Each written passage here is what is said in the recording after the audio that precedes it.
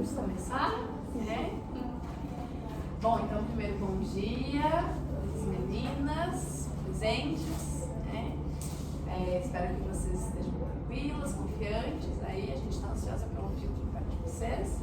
Bom dia, professora Aline, aqui na produção de professora orientadora desse trabalho, né? Bom dia, professora Vanessa, já somos de professora qualificadora aqui. E é isso, bom dia também aos ouvintes. Então, meninas, fiquem à vontade, como vocês se organizaram aí, podem começar, são de vocês. Bom dia, essa é a nossa apresentação de TCC e licenciatura em Pedagogia. O nosso tema é Educação pós-pandemia, aquisição da língua portuguesa em turma do segundo ano, em 2019 e 2022. As integrantes são a Angélica, Bruna, Débora e Thaís, e nossa orientadora é a doutora Aline. Bem, a nossa introdução. O nosso tema ele surgiu da curiosidade e preocupação diante do cenário que a gente viveu da pandemia, enquanto as aulas presenciais precisaram ser interrompidas. Então, a gente ficou nessa preocupação se houve defasagens nesse período. E a nossa intenção é compreender se as propostas das aulas online foram suficientes para ampliar o conhecimento e o aprendizado dos alunos nesses conteúdos estipulados pelo currículo. Os nossos objetivos. O objetivo geral é identificar essas possíveis defasagens dos estudantes no segundo ano do ensino fundamental 1, na rede municipal de Curitiba, no componente curricular de língua portuguesa. E os nossos objetivos específicos é discorrer sobre como a criança aprende, o processo de aprendizagem, bem como as dificuldades, e identificar se houve defasagem nessa aprendizagem. Bom dia, eu vou falar um pouco sobre como a criança aprende e como ocorre a alfabetização. Então, segundo Alves, a aprendizagem ela se apresenta como um processo no qual conhecimento, habilidades e competências são adquiridos em consequência do estudo, formação, experiência, observação e raciocínio. Entretanto, encontra-se em experiências obtidas em sala de aula, como também na literatura, como, por exemplo, para Vygotsky, que o jogo ele é muito importante para o desenvolvimento do aluno, do estudante. Então, o professor ele tem por desafio fazer com que o conhecimento que necessita ser adquirido pelo estudante, ele passe da memória de curto prazo a longo prazo, que é a memória permanente, de modo muito rápido. Sobre a alfabetização, ela teve mudanças referentes à sua metodologia, em que vai além somente da decodificação e a codificação. Então, vai para além dos limites da escola e da sala de aula, e também leva em consideração o conhecimento do aluno, que o aluno já sabe o conhecimento prévio. E para Piaget, é necessário usar das dificuldades e dos erros do aluno como agente para essa aprendizagem do estudante. Então, para que se consiga formar uma criança letrada, é necessário levar em consideração o ambiente em que ela está inserida. Se é um ambiente em que tem a valorização do letramento, da leitura, essa criança ela vai ter mais facilidade. Porém, se é um ambiente em que ela tem não tem tanta valorização assim, ela vai ter um pouco mais de dificuldade.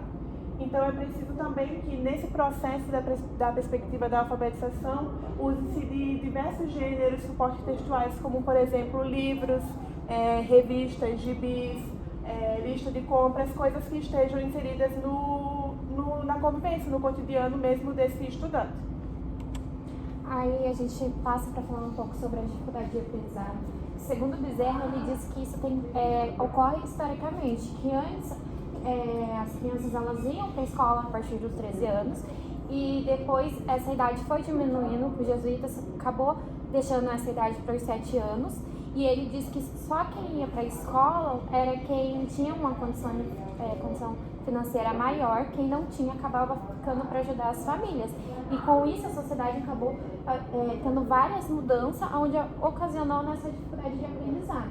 Aí essa dificuldade de aprendizado, ela tem vários fatores que pode ocasionar, como fome, problemas familiares, problemas pessoais também, afetivo e falta de estimulação.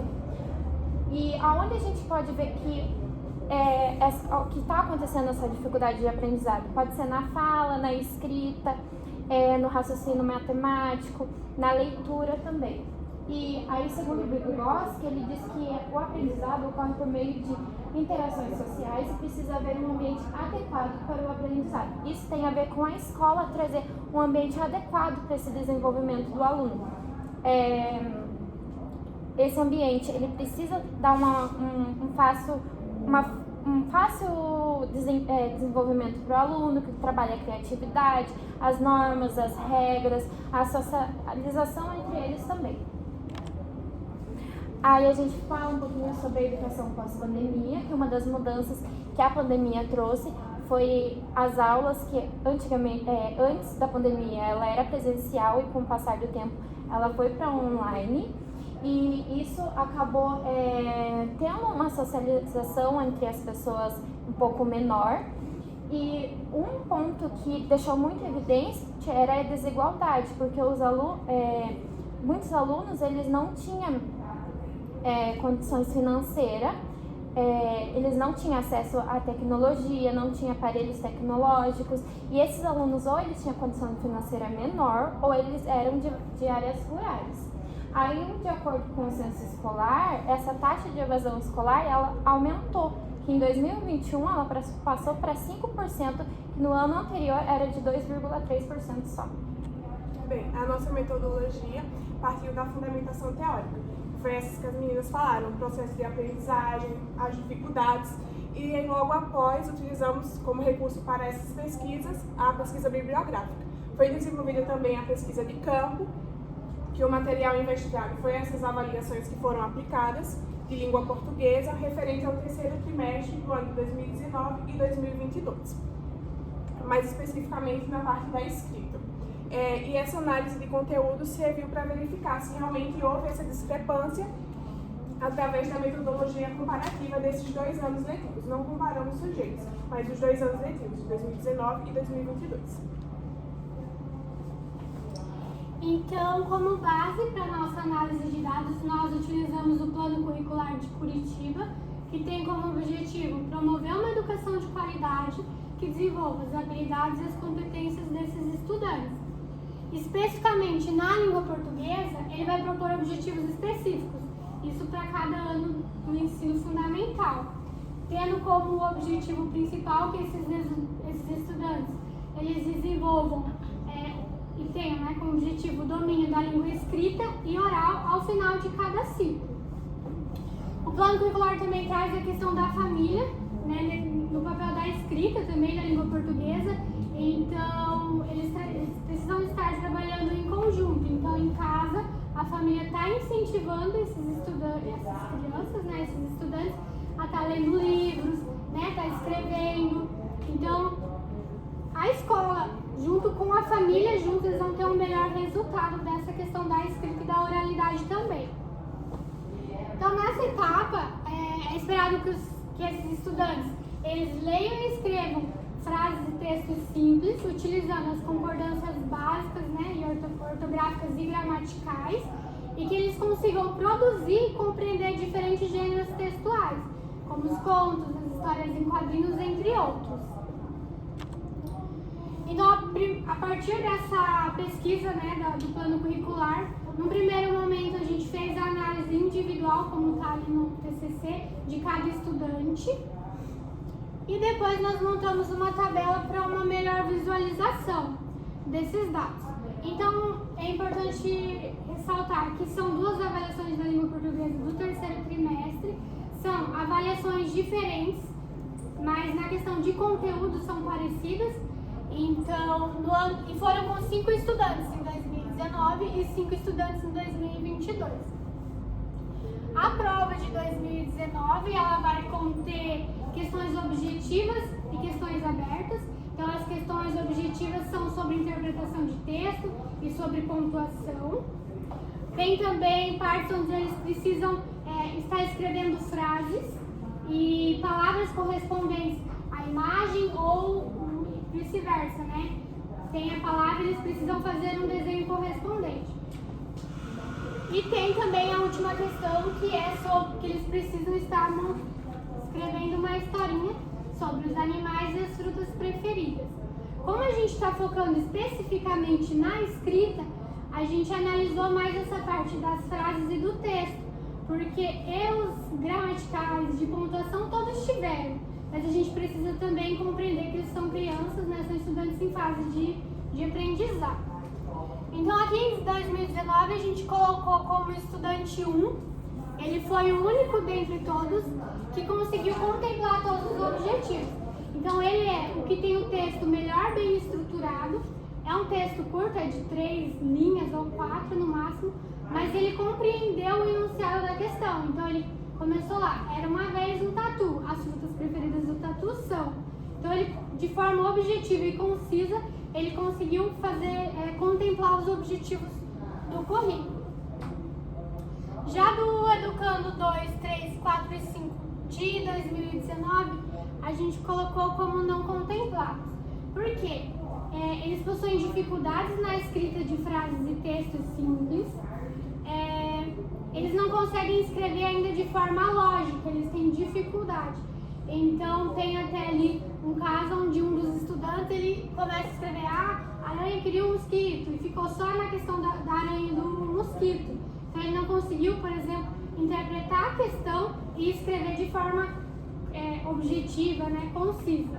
Por isso que a gente colocou. Aí a gente passa para 2022, 5 estudantes também. As questões mais voltadas ali para a temática do Natal. Então, ou eles precisam pintar ou queimar a frase que melhor corresponde à imagem, ou pintar o desenho da palavra, ou escrever uma frase correspondente, acho que é a questão 9, eles precisam escrever uma frase correspondente à imagem do menino brincando com os carrinhos. Esses de 2022, eles têm facilidade na escrita de palavras simples. Então, os textos, a gente, ali na questão 10, é para eles escreverem uma carta para o Papai Noel. Eles conseguem escrever, a gente consegue compreender, porém eles têm dificuldade na escrita lógica mesmo. Eles não conseguem escrever de forma objetiva. Tem ali a questão que tem um dos estudantes que escreve: eu não acredito em você, mas eu quero um carrinho, eu quero uma bola. A outra já vai lá e escreve que na creche, ela lembra que na creche ele deu um vestido para ela, mas ali ela não pede nada, só relembrou a situação.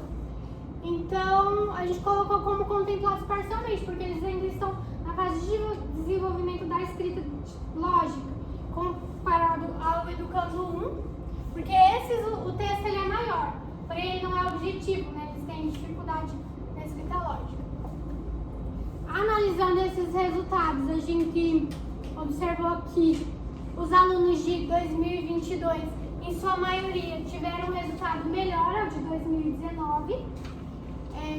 Então, para a gente representa que, mesmo em um cenário adverso, como foi a pandemia, onde muitos não tinham acesso à internet, como a Thaís trouxe ali, eles conseguiram ter um melhor resultado. Então, eles se adaptaram a essas metodologias, né, esses 5 estudantes. É claro que a pandemia trouxe outras desigualdades, né, a gente evidencia isso no TCC, que foram as desigualdades educacionais, socioeconômicas, sociais, mas a princípio seria isso. Pode passar.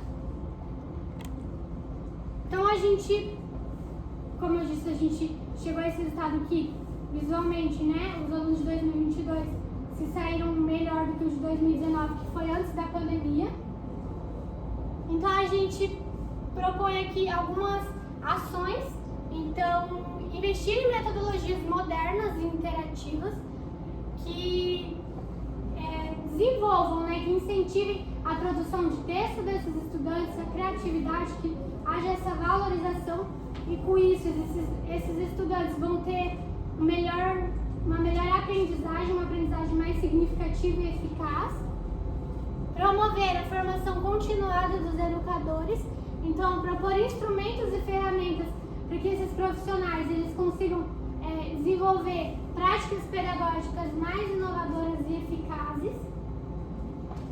Garantir o acesso universal à educação de qualidade.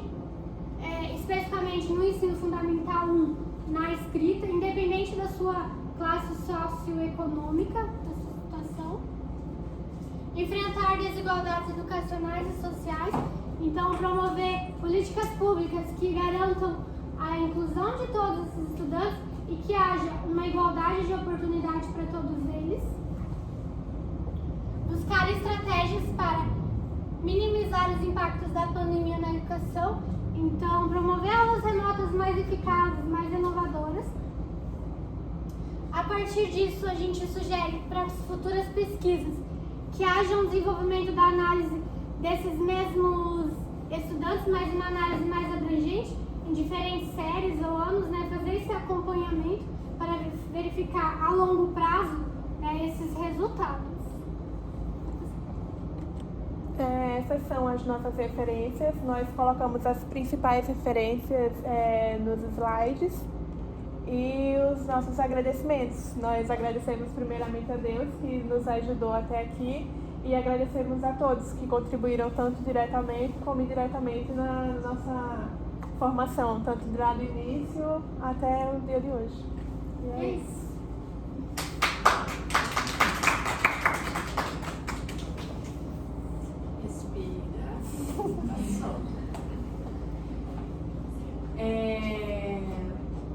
Professora Vanessa, quer começar?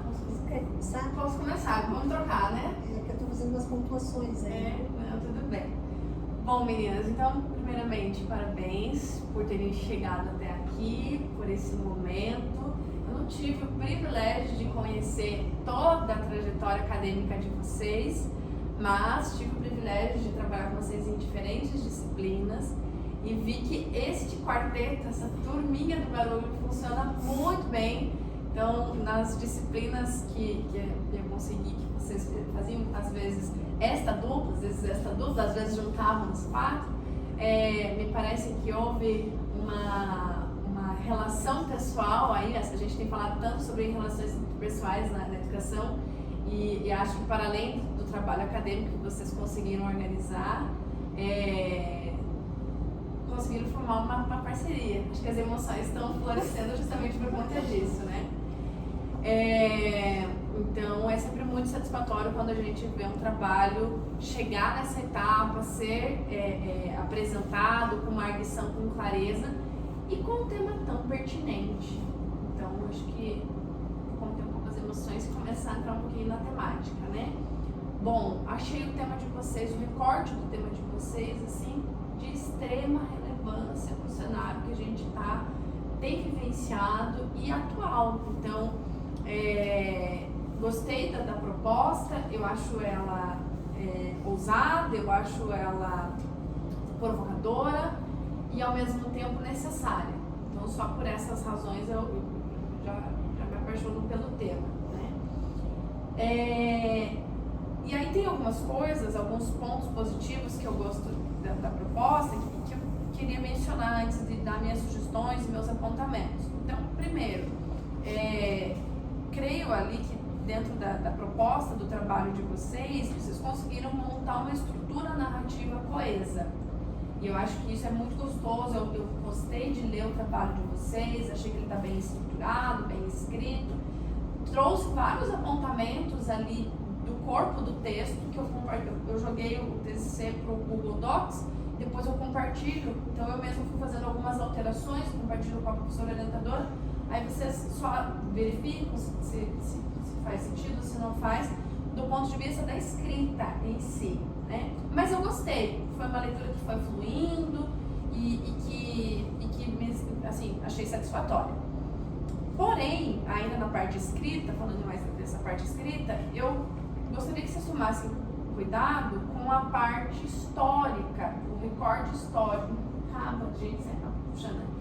Mas vocês fazem um recorte muito grande e cortam ele muito abruptamente.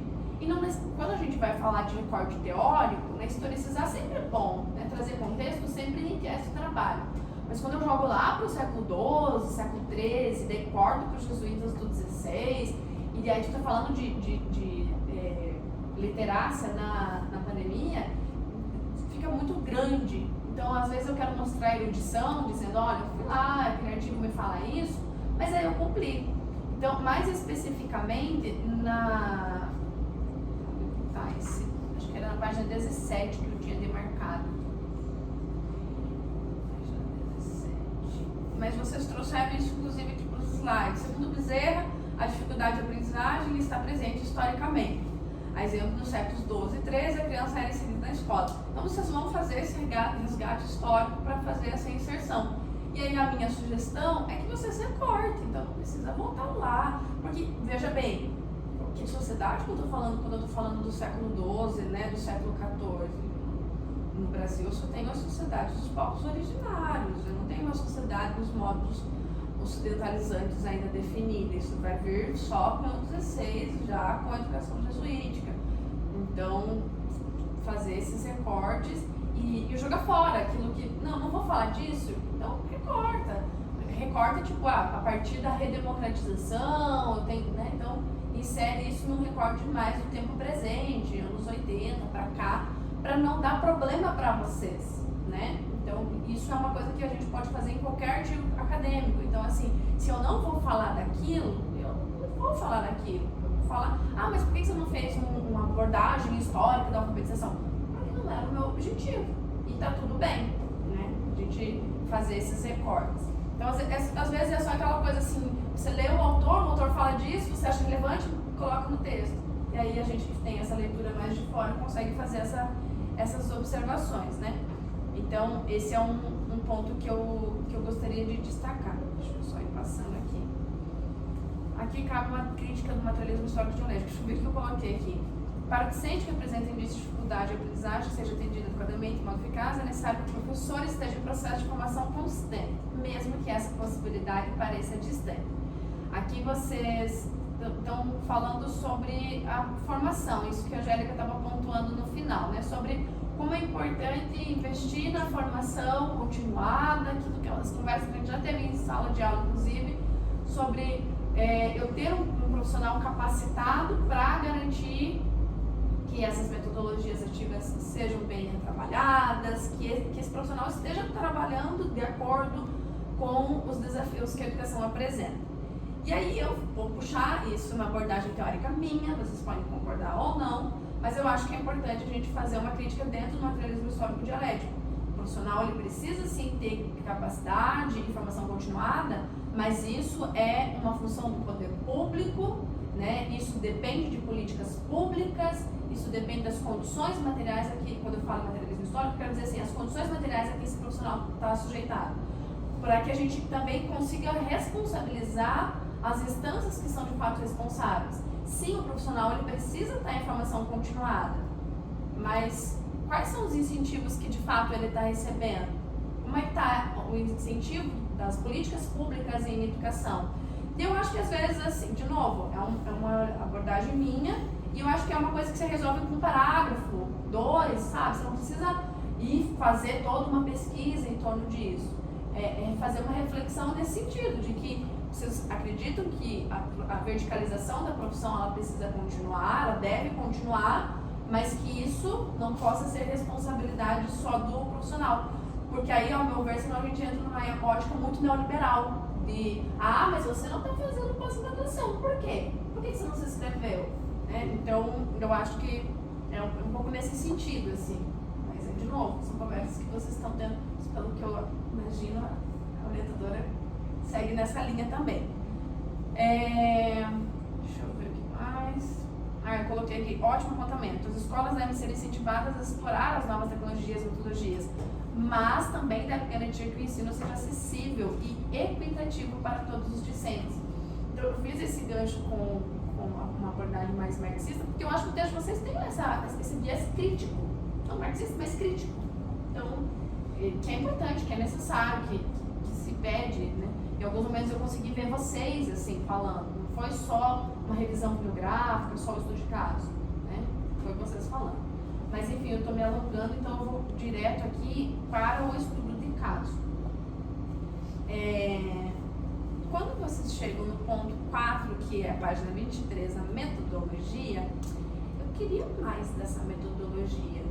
Eu queria ter conhecido mais dela, mais da coleta desses dados. Eu queria ter entendido melhor como que foi de fato que vocês estabeleceram esse estudo de caso. Porque aí vocês estavam vindo numa linha contínua e teórica ali, muito boa e fundamentando bacana, chegaram na metodologia, fiquei com vontade demais. Falei, nossa, mas cadê? E aí a gente já vai para o estudo de caso, que tem um material muito rico, muito jóia, muito bacana, mas que eu conheci mais quando eu fui para os anexos e com a própria fala da Angélica aqui, falando da cartinha do Pai Noel, né, do que propriamente nos dados. Então aqui uma coisinha, um apontamento mesmo, assim, de como é que foi essa metodologia, o que vocês poderiam complementar ela para trazer para a gente, para a versão final, assim, para a publicação desse trabalho, né? Eu acho que é um ponto ali que eu gostaria de ver acrescido. Por hora é isso, né? Os apontamentos mais de corpo de texto eu encaminho aí para vocês.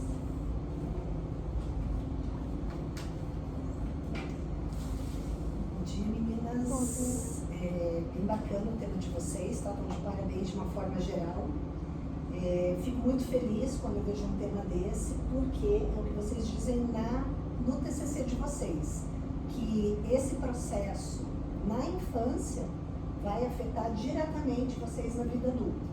Vocês, quem teve aula de comunicação e expressão comigo, ouve eu falar isso, né? Que o fato de vocês chegarem na faculdade, terem dificuldade de escrever e de falar, é fruto dessa precariedade lá na base, né? Então eu fico muito feliz de ver estudo sobre isso, porque enquanto a gente não mudar a base, os alunos vão continuar chegando nas faculdades com muita dificuldade de escrita, leitura e oralidade.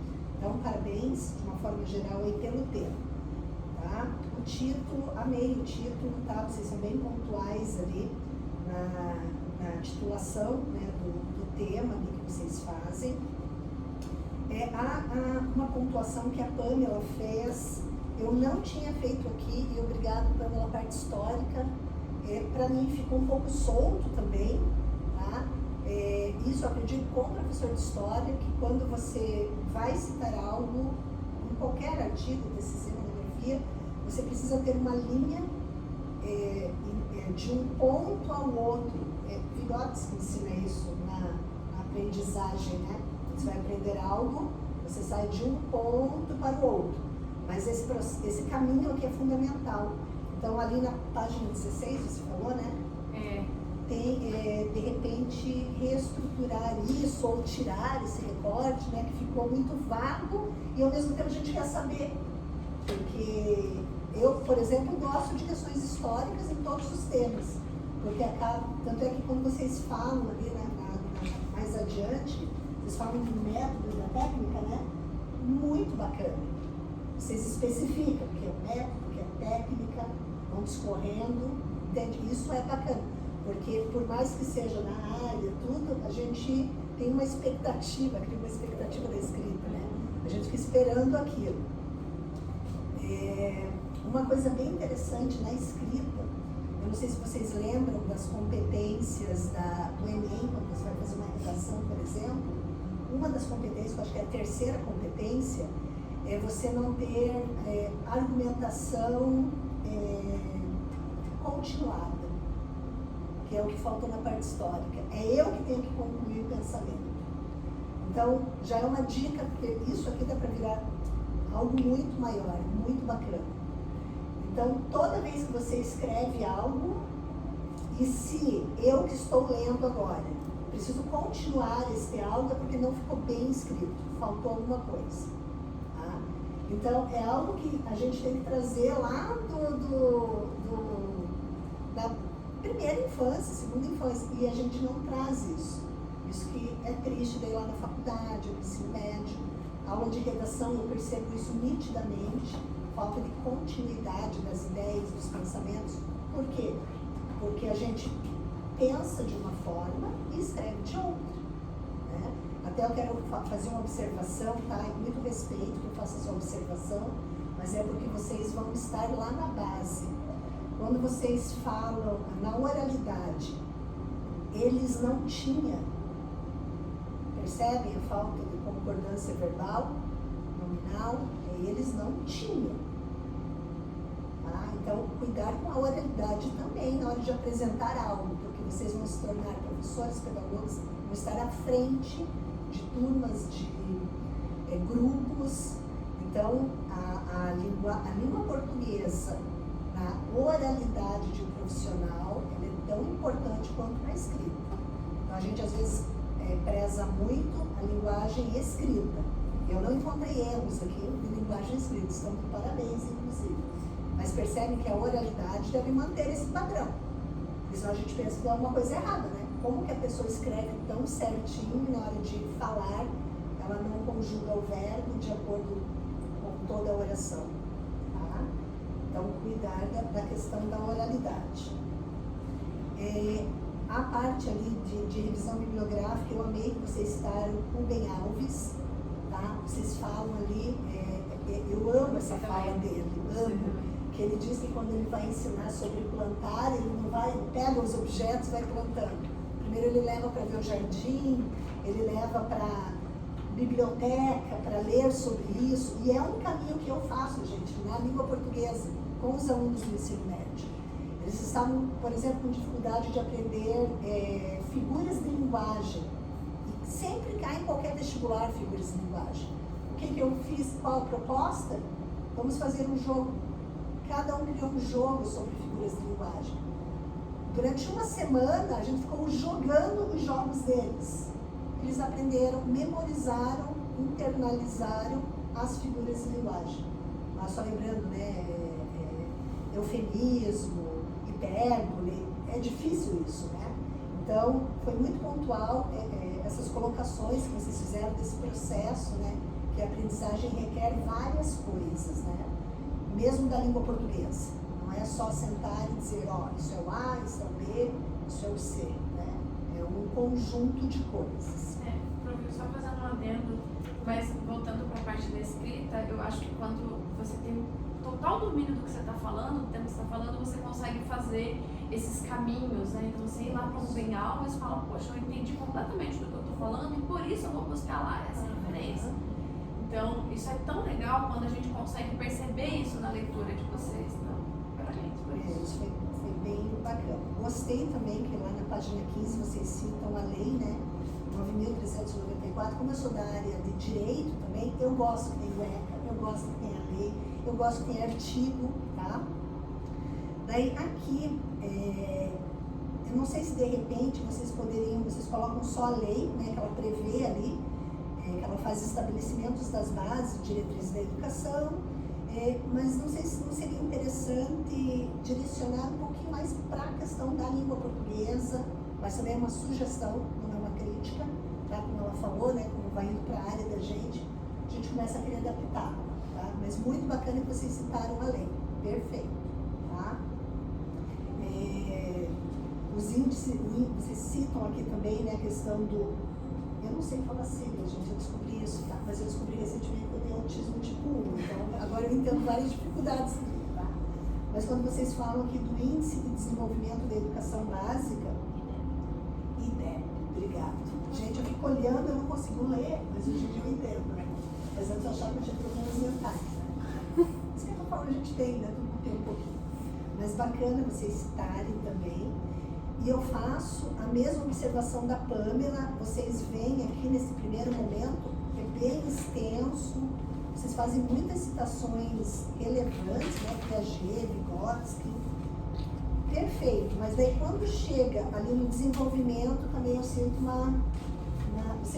então a primeira pergunta que eu quero fazer para vocês, vocês não pensaram em manter, eu entendi perfeitamente aqui quando vocês disseram, tá? Que até vou ler aqui só para não ser injusta na minha observação. Não foram os mesmos sujeitos analisados, de modo que não serão feitos comparativos no mesmo quadro de indivíduos, né? Mas estão somente de desempenho entre estudantes distintos.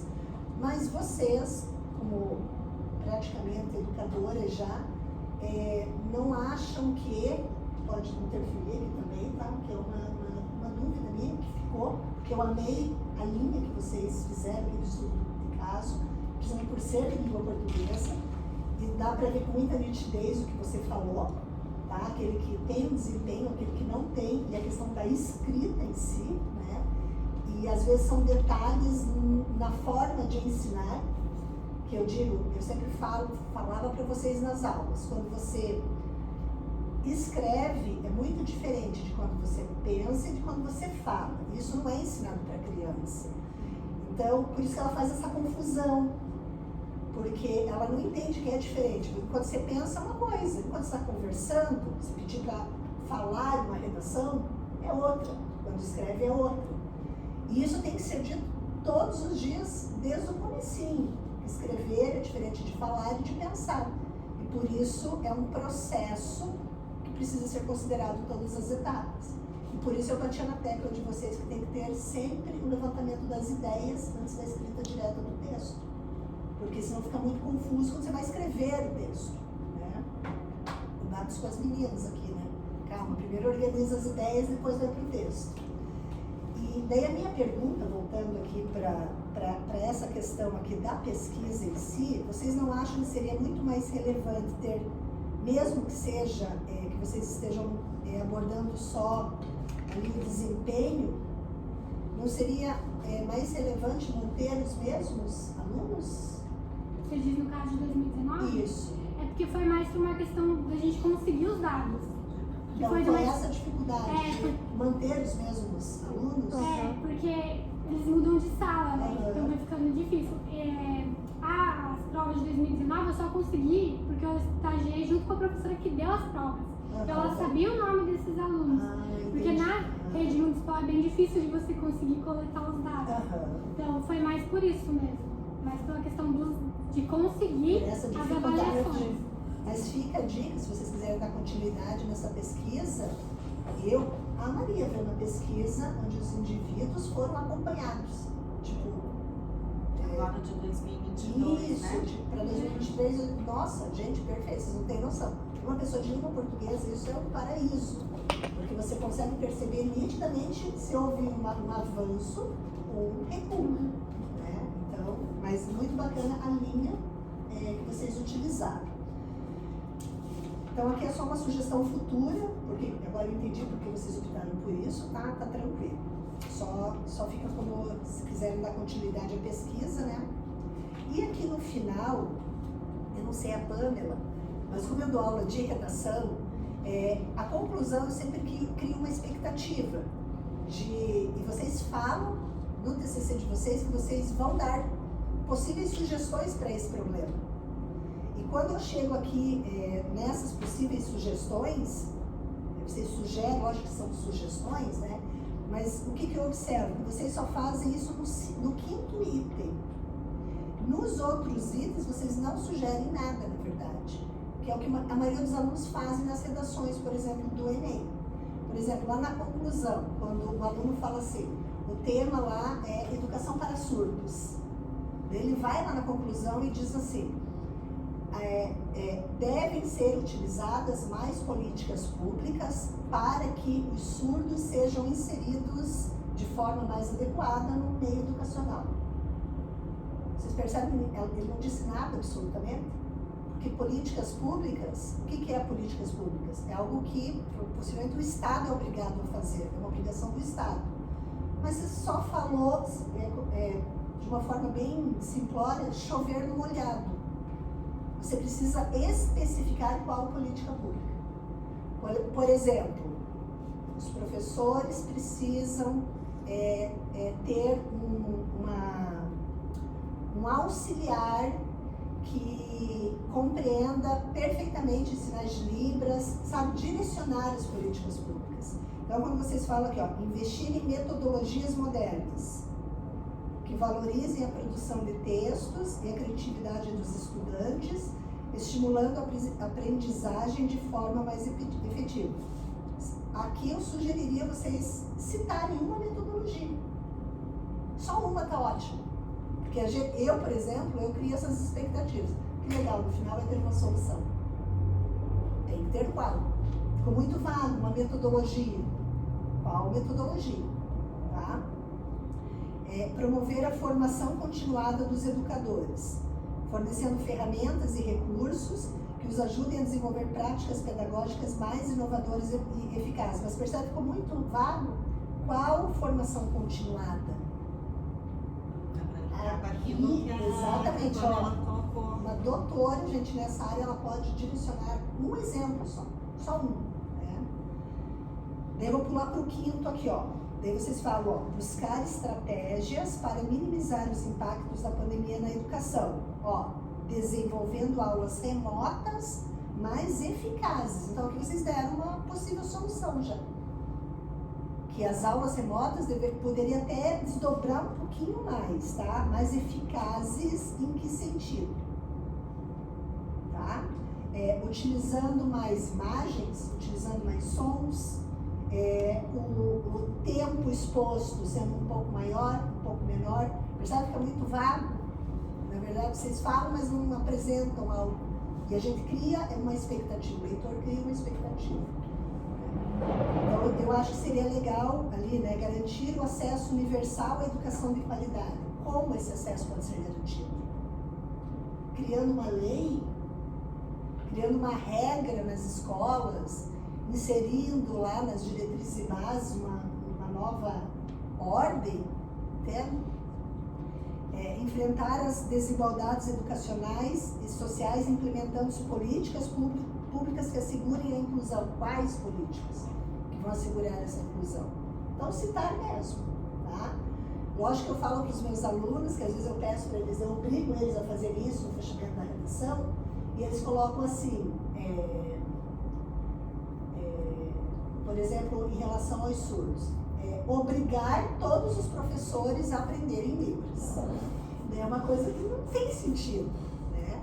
Mas pode ser orientar que a maioria dos professores tenham acesso a curso de Libras e criar leis que um percentual dos professores devam efetivamente ter conhecimento de Libras. Percebe? Daí é uma política pública. Entenderam isso?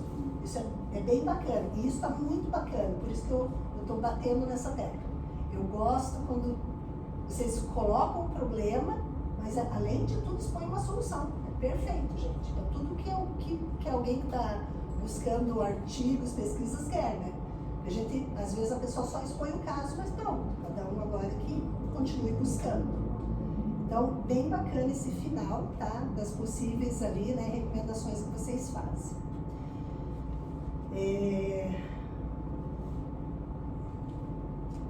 Eu elogio muito, tá? Mas de uma forma geral é isso. Referências bibliográficas. Tem uns detalhinhos, alguém me mandou uma mensagem dizendo que tinham arrumado, né, que erros, digamos, isso, o bibliográficos aqui, está sem acento, na página 31, e aqui na página, mas eu não imprimi o outro, então se vocês arrumaram, ok, tá? Só vou deixar porque vai que não arrumou naquele, né? Eu acabei não conseguindo imprimir a última versão, eu imprimi a penúltima. Quando vocês falam de dados específicos, eu não sei se vocês queriam colocar mais uma letrinha ali. No final vira um textinho, né? Mas dá a impressão que ia ser mais uma letrinha. Isso, vocês arrumaram isso? Então tá bom. Eu até imaginei que era esse o erro, tá? O bibliográficas ali eu vi até ontem e não tinha anotado, mas eu acho que o restante está ok. Vocês estão de parabéns de uma forma geral, tá? Muito pertinente o tema. Muito bem escrito, como professora de língua portuguesa, assim, parabenizo, tá? A linha de raciocínio, perfeito, muito bom mesmo. Pontuação, acentuação, estão de parabéns de uma forma geral. Jornalina, como sempre, parabéns, né? Tem a sempre falar. E as colocações são sugestões, na verdade, né? Não são críticas, são sugestões para deixar o que está bom ainda melhor.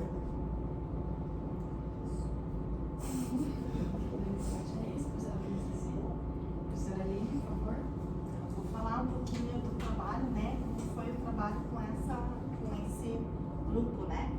As meninas meninas, elas sempre foram, assim, dedicadas, comprometidas, né? Na trajetória aí desses 4 anos no curso de pedagogia. Então, assim, a gente conhece todo o compromisso e dedicação delas, né, nesses 4 anos. Então, já parabenizo pela trajetória de vocês.